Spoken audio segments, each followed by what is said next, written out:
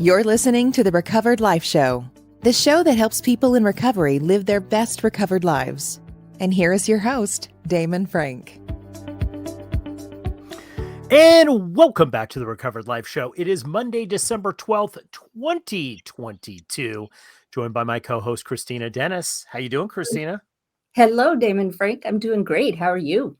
I'm doing well. You know, right at the open, Kristina, I did the math here and I said 12 days from now, it'll be Christmas Eve. 12 days. I can't believe it.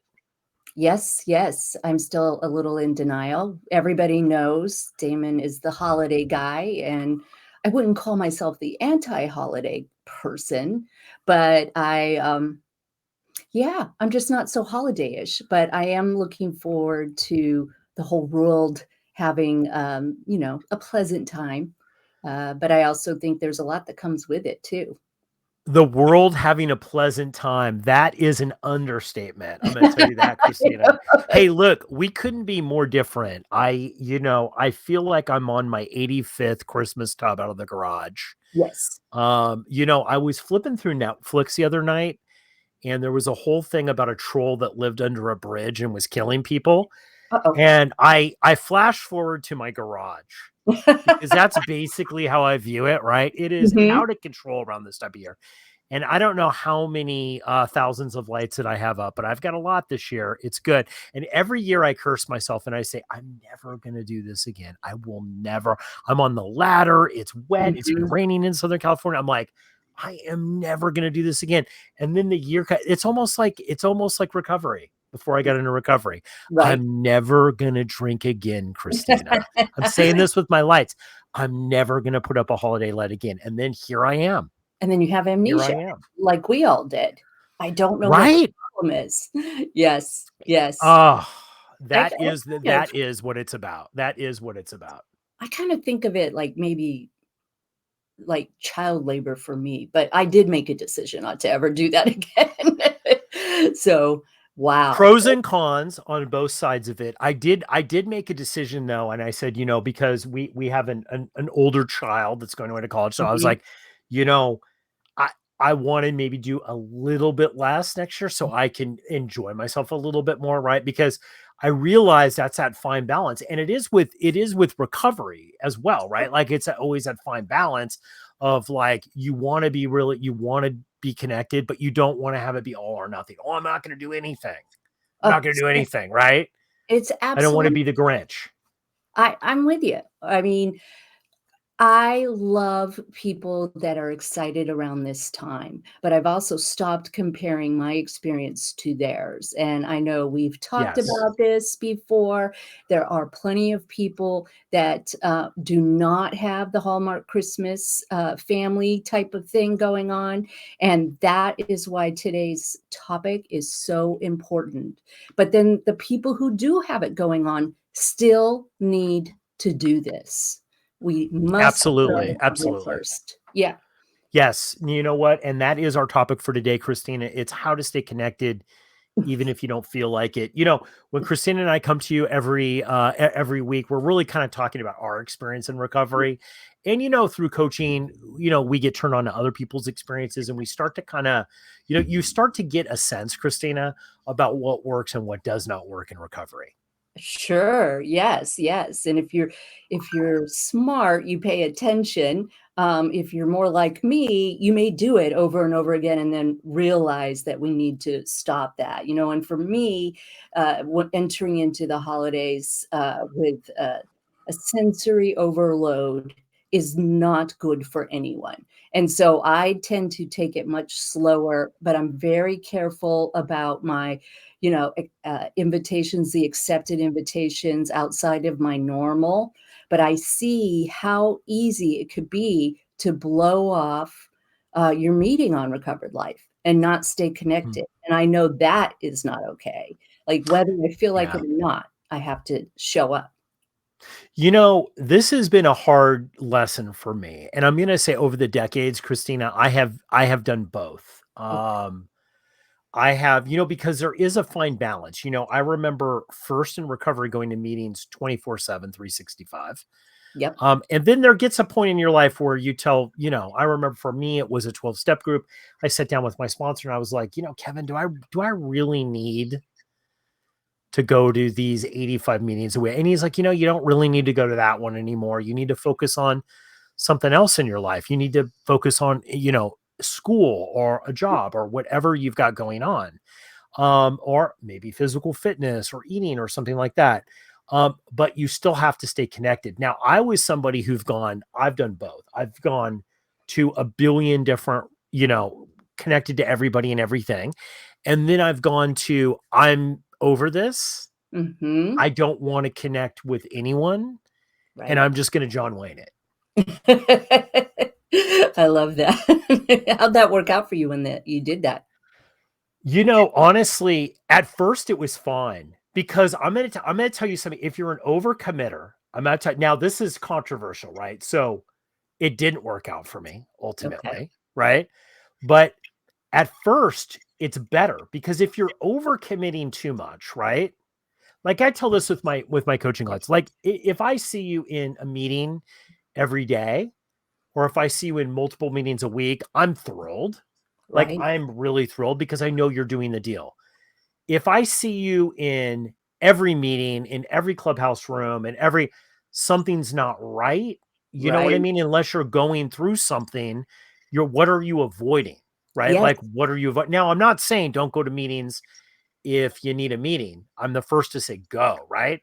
But there is that fine balance, right? But I think for most people in recovery are kind of like me. Yeah. It's all or nothing kind of, you know what I mean? I don't know. What about you? I mean, I know you've jumped in and out Of sometimes course. Of of course. wanting to be committed to going to meetings.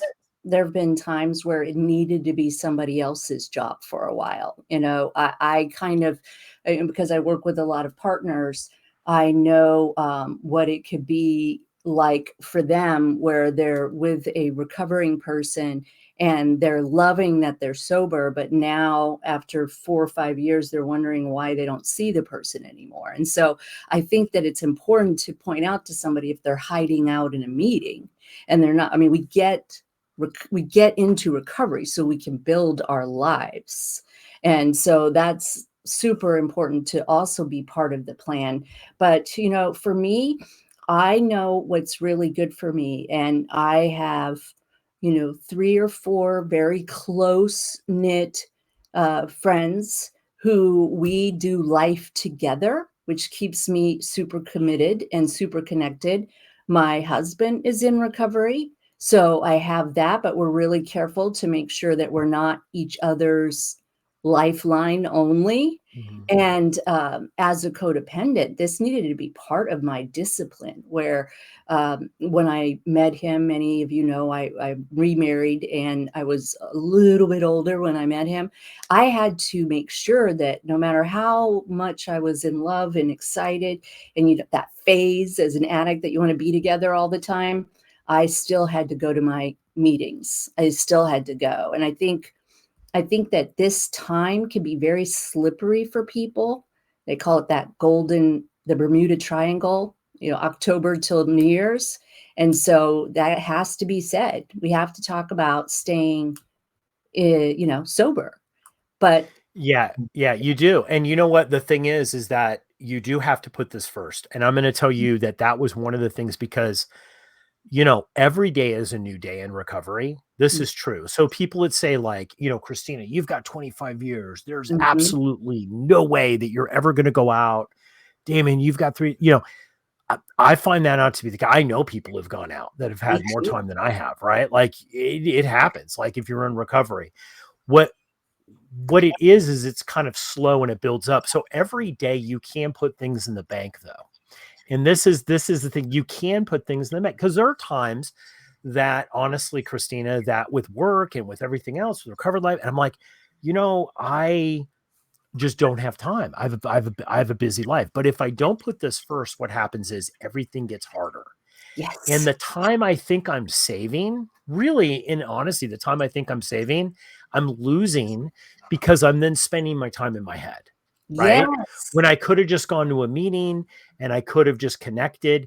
And I think like what I've learned over the series of decades that I've been in recovery is that investment has a huge ROI. It sure does. Huge return on investment. I think you're exactly right. It will make, and this is something I give to, my coaching clients. You want them to go to a meeting because, and this is me too. Oh, I can't, my son needs me. I need to be at this event. I need to be at that event, but I'm not really there if I haven't gone in and had a connection and a spiritual tune-up. I mean, businesses, great business leaders understand this concept, sharpen the saw. Otherwise you'll be spending twice as long cutting down that tree. And so I have been grateful that I was taught that when I first got into recovery, and that for the most part, I at least knew, that I had to go. And there were times where it was just once a week because that's all I could do. That, you know what? And sometimes that's enough. Like for me, sometimes if it's a good connection, look, the one thing we know is the one thing I've learned in recovered life and in coaching and from people like you and other things is that really addiction grows when you're not connected. If you're not connected in isolation, that's where it grows. So when we come back from the break, I want to talk to you, Kristina, about what we do, what you do, what I do when we're feeling not connected. Like, how do we get reconnected again? Because I think this is the danger point where people all of a sudden find themselves not connected and they just say, well, screw it. Yeah. You know what I mean? I'm not I'm just going to roll the dice and just try to white knuckle it. So when we get back, let's talk about like what we do and our experience of how we reconnected. Great. If you are newly sober, trying to get sober, or you've been sober for decades and are looking to take your sobriety to the next level, the Recovery Breakthrough 6-week transformation concierge coaching program might be right for you.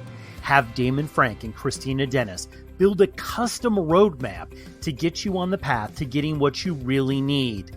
Receive hands-on concierge coaching and stay focused and productive with our daily check-ins. If you're ready to experience your recovery breakthrough and start the journey towards the transformation you deserve, book a free Get to Know You call today and find out what is possible in your recovery. To find out more about Recovery Breakthrough and to book your free call, go to recoveredlife.us. That's recoveredlife.us.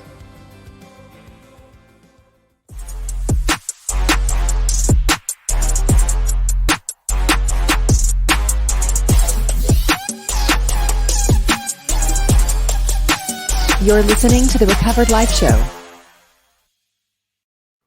All right, Kristina, back from the break. We're talking about how to stay connected, even if you don't feel like it. And it's the holidays. And you know what? With so much going on, I find with a lot going on, it's harder to connect, even if in big groups of people. And, I think one of the things that we hear a lot in the meetings is that, wow, I'm around a lot of people, but I feel alone.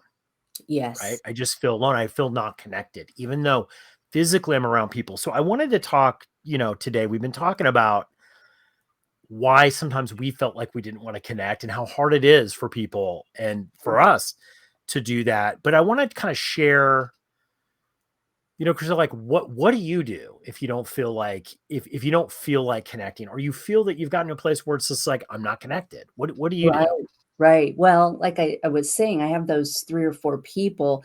And one of the disciplines that I picked up early was that you connect with them outside of the meeting place. And so I say, tell the truth. I tell myself, tell the truth, reach out, say you're overwhelmed, reach out to somebody and say, do you have 5 minutes?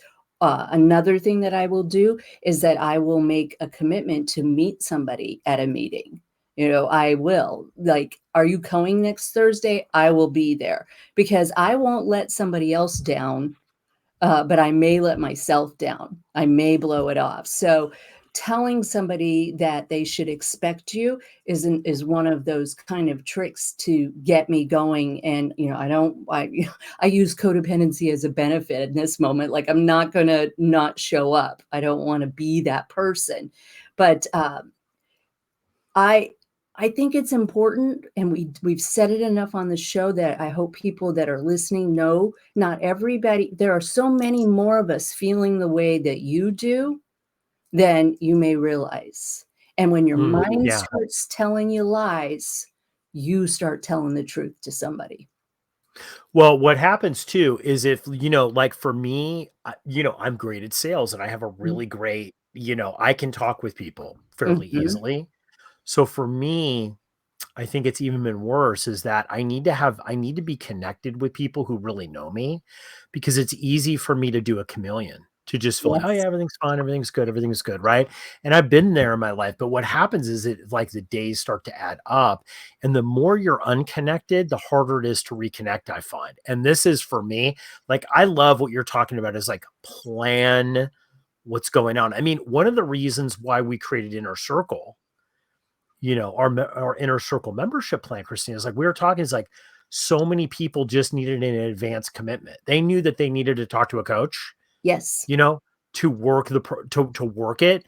They needed every week, they needed a standing appointment as Right. well as being plugged in, or they just fade away because they've done that so many times. So just that accountability of knowing it's like, oh, next week I'm going to talk, to Meredith, or next week I'm going to talk to Jeff, or I'm going to talk to Christina, right? Like knowing that they're going to be there and somebody knows them, that is enough sometimes just to get back in and back connected when you fall out.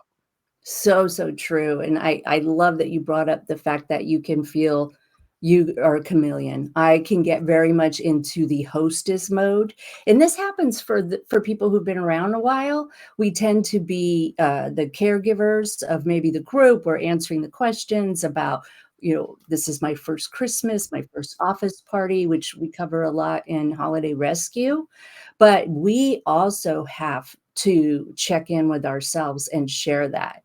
And somebody needs to know your whole story. It doesn't matter who it is. Somebody needs to know your whole story so that when you start acting squirrely, like I can, they say, hey, what's going on? They love you enough to check on you and not accept that canned response. You mentioned making commitments, right? Like, and I think that that's huge. And I'm looking back on my own life, and that's huge Mhm. because I remember the time where I just said, well, I've done enough. I don't really need to reach out to people. Like I've done enough, right? And that was such a bad, like looking back, I've shared this before with people, especially with clients, because I've been through this before with people who said, you know what, man, I've done enough service work. I've done Right. enough reaching out. I've done it right. And I get it. First of all, people are like, don't say that. It sounds selfish, right? I've heard that. It's like, well, no, that's the reality. That's what's actually going through people's head. And, sometimes you can get burnt out with it, right? You can get Of burnt course. out, and you need to take that little break maybe, and maybe do service in another area, you know, but one of the things I think that was such a misinterpretation for me, because I was listening to my own voice, and then I started to become disconnected from people. And then of course, one day that voice said, well, Damon, like you've done so much, like you've done a lot. Right. You don't need to do this anymore. And it was the people that I was connected with that said, you know what, maybe you don't need to do that anymore. What you're doing for these, or this, maybe you need to do something else. you Yes. know Maybe you Yes. need to go speak somewhere, maybe you need to go like do something. And Recovered Life was good because I was that was the something else that I wanted to do, right? Right. uh, but it is, and I think a lot of people don't say it out loud because they don't want to be you don't want to be perceived as being a jerk or No. ungrateful, Yeah. right? Especially in 12-step groups. And Yeah. I think this is where 12-step groups kind of sometimes aren't as service to people, because it's sometimes so geared around being of service that it's not being of service to yourself. People are dying inside, Yes. but they're not really connecting, but they're trying, like, and no one's really noticing it, right? Like And I've been there Me totally, too. like sitting in the meeting saying like, I just don't want to do this anymore. Yeah. Well, I mean, I was gonna suggest, like, because you may be just listening to this show for the first time, join the network on Recovered Life. That is one way, and it's one of the biggest ways that I stay connected, because I do get to plan my week. I do know where I'm gonna go, and there's so much around and being that is supportive of all the different things. The conversations that we're having in those meetings is talking about the stuff that people need to talk about. Yeah. Leaving space for, we had a show a couple of weeks ago about is gratitude bullshit? Like telling the truth. And I think that that's a really great way to stay connected. And it's very exciting. Lots of people out there doing this deal, having the best recovered life, and really showing me how to do it. Well, it's funny because I think my personal experience has been, Christina, is that you will get to a place in your sobriety that there's a plateau. Mhm. And then you have to make a choice. You can go out, you can stay, or Mhm. you can peel back the onion more and go to another level. Yes. Right. And I'm gonna be honest. And maybe you've had this experience, maybe you have not. I made the decision like, well, I'm just going to hang out. I don't really want to go to another, Mhm. like, I know what I have to do, but I don't really like want to do that right now. Right. And then typically I'll get to a place where I'm pushed into doing that Mhm. for what something in life will come up and I'm pushed to be able to do it. So I think one of the things that I've learned, one of the big takeaways that I have from recovery is that you always have to be in a constant state of reinventing yourself as Yes. someone in recovery, right? Like you can't just kind of, it says, in the big book of Alcoholics Anonymous, you can't be done with it. Right. But Mhm. it's more than that. It's more than that. It's not just in recovery. You have to always be reinventing your life and pushing yourself a little bit, because I feel like if I'm not doing that just a little bit, right, then I'm sliding back ever so much. And then I don't notice it. And then one day I slid backwards. Right, right. Lifelong learner. I was taught that, as coach. I was taught that. And I think that is one of the tenets that every person needs to have. They need to know that we are lifelong learners. And there has been some misconceptions about when you get there. When you get there, this will all be taken care of. I know this happens after the first year of sobriety for people. Maybe you're able to have 100-pound loss and you feel like you have it.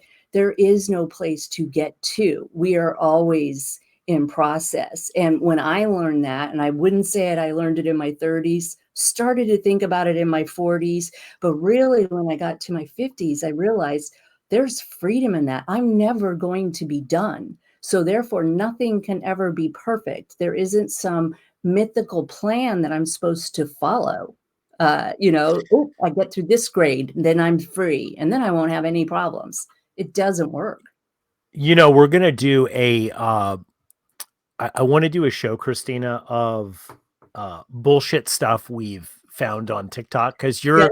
you're the queen. You'll send me this like, oh my God, you're never going to believe this advice. Right. And we know the advice, like we've seen that advice play out and it's Mhm. horrible. Right.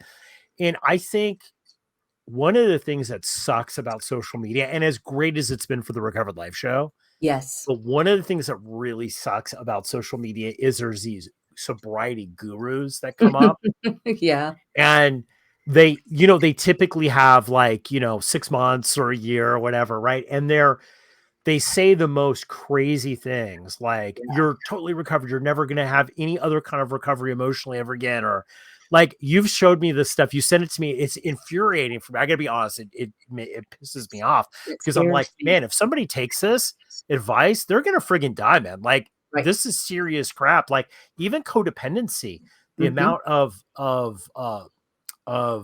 mental health problems that Mental you can illness, have physical that will illness. put you, oh yeah, physical, all kind. It's horrible.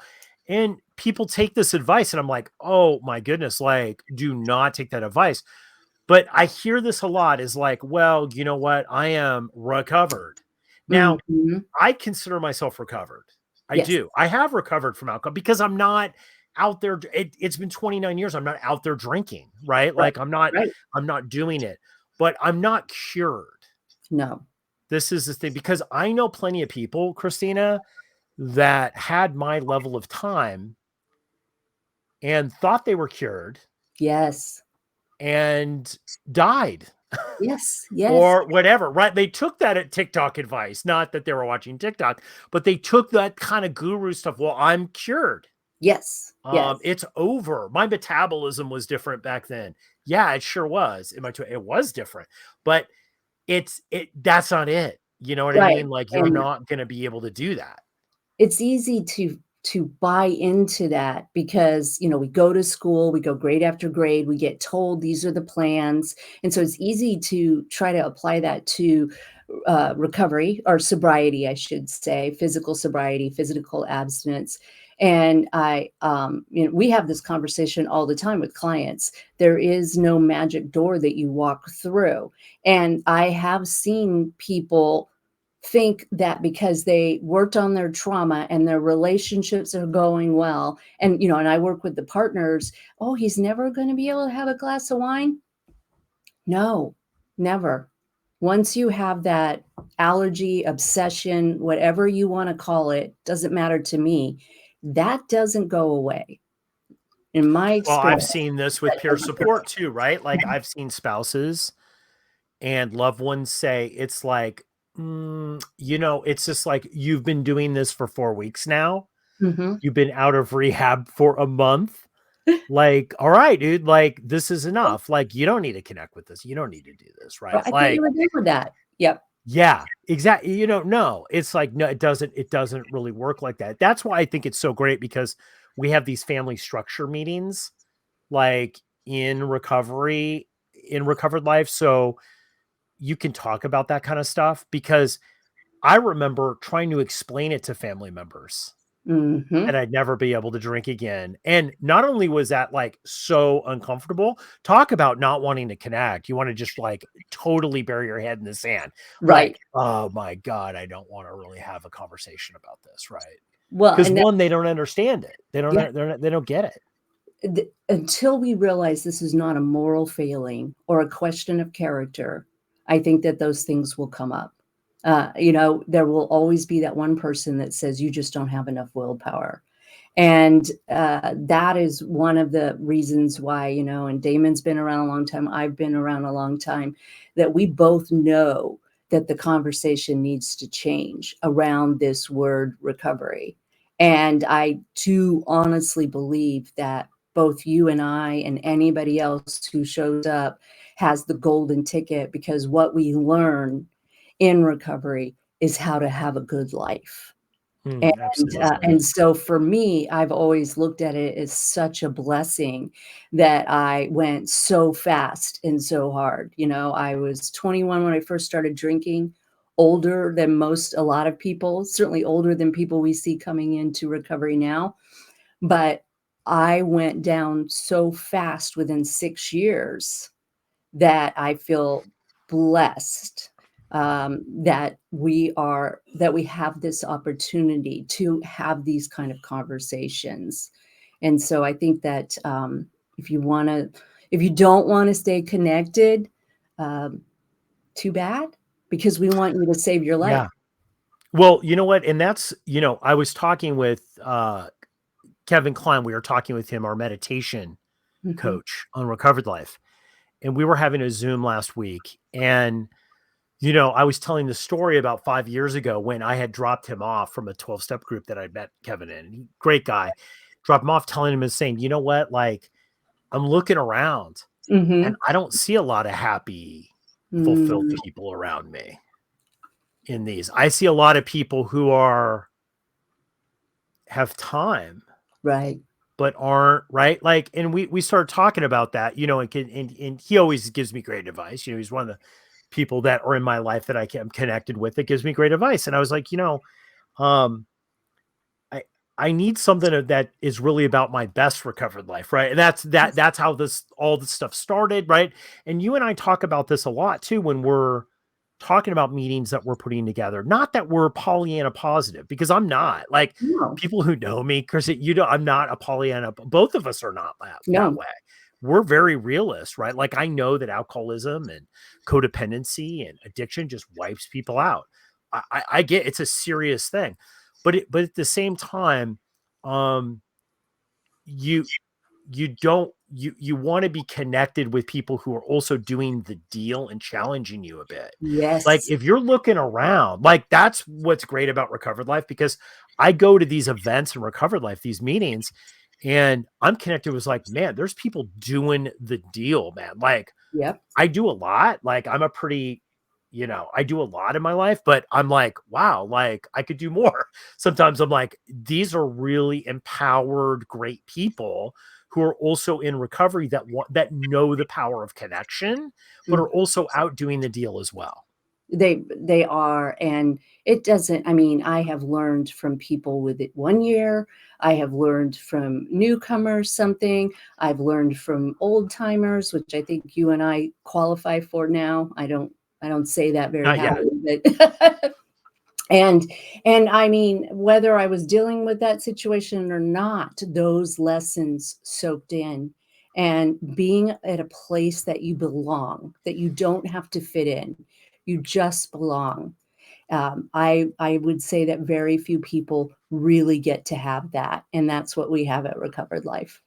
Absolutely, guys. So whether you do Recovered Life, anything, no matter what you do, stay connected, even if you don't feel like it. We gave a couple tips here. Mhm. And my last final thing I'm going to say about this, Christina, is that, you know, when my mind is really fighting me saying, I don't want to connect, I don't want to do that. Like, if people are Mhm. asking me out, right? I have trained myself. This is the one thing that I have done really consistently well. When I start to hear that, I actually identify, I'm like, that's alcoholism. Yep. There's no reason why I wouldn't want to connect, right? Like, it's set for alcoholism. So, like, I call it out, Mhm. like, and I think it's great. And I actually say it out loud. Oh, that's alcoholism. I Because love for it. me, drinks don't come at me like, would you like this bourbon? That drinks don't come at me like that. Drinks come at me with, you don't need to connect with these people. I don't really like screw it. I don't Mhm. care. Then that's when something won't right. So what I've learned is that when I hear that voice, when I hear that conversation going on in my own head, my own self-talk saying, nah, I don't want, and I know deep down inside it's like, I really haven't really connected for a while. That's when I actually take those proactive actions more, because I know it's like, you know what? Like, if that's not alcoholism, what is it? Yeah. Yeah. We So, so good, and I know the minute I say I'm too tired to do something, that thought pops up as, "Well, am I too tired to stay sober? Am I really risking this? Do I wanna walk around carrying an alcoholic drink all day long?" Like, and testing myself, and I don't. I have freedom from the insanity and the thought of it. I have freedom from the self-critical talk that I had when I walked in and started the recovery process. And so even though I'm a little tired, I put myself first, I check in with myself, you know, do a spot inventory, see how you're feeling. Are you honking at people? Are you flipping people off on the road? Or, okay, I need to excuse myself and go take care of myself and come back.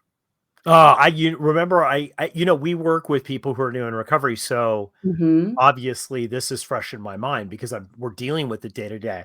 But for me, when I was thinking about that, I was thinking back going, that committee that Mhm. was there that first year, that was Yeah. always telling me, it's like, this isn't working out. Just go drink.